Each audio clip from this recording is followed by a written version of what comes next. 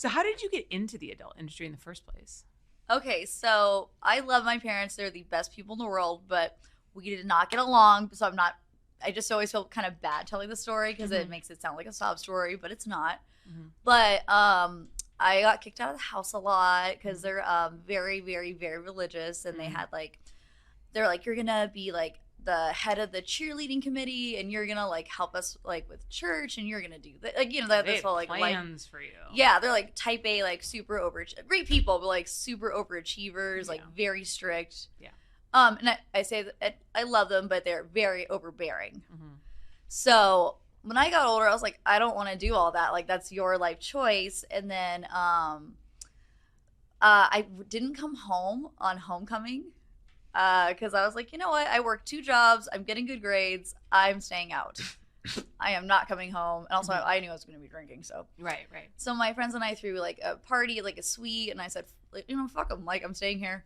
So I got back, and then it turned into like this whole like battle of like the wills. And then they came back and said like, well, you can't live here anymore. So like, well, what am I going to do? I work at IHOP and Pizza Hut. Like, I can't, I can't make a living for myself. And they were like, yep, exactly. So find somewhere to live. So I stayed with my friend and her family. God bless them.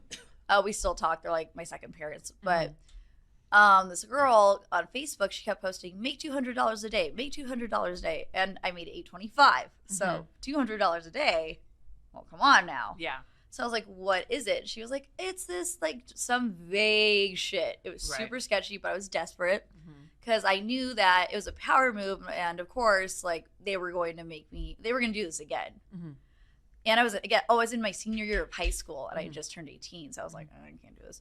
So anyways, and none of my friends had gotten kicked out or moved out. Like I had no one to live with. So anyways, I go to the building. It's like this warehouse in the middle of Las Vegas. And then I met, he actually became my ex-fiance, funny enough.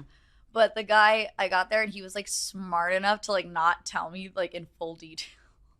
What did he tell you? He used to recruit girls for porn for like their first scene. So he's a smooth talker. But he was like, you just chat with them, you play girlfriend, like blah blah. So this like, is for a camming site. Yeah. Okay. And so he left. So he got to the point where you said you get paid to eat and sleep. And I was like, paid to eat and sleep? Oh, I'll be there. Yeah. And then by the time training day came around, then he was like, oh yeah, and this is when you get naked and blah blah blah. And I was like, all right, well, fuck it, I'm already here. Yeah, by the time you're already like in it. Yeah. So I got like tricked into it, but I don't mean that in a negative way. I'm glad it happened. Right. It ended up working out for you, but it wasn't what you expected. No, I'm glad he didn't. Honestly, I'm so thankful he didn't tell me right off the bat because I would have ran out. Right. Okay, so then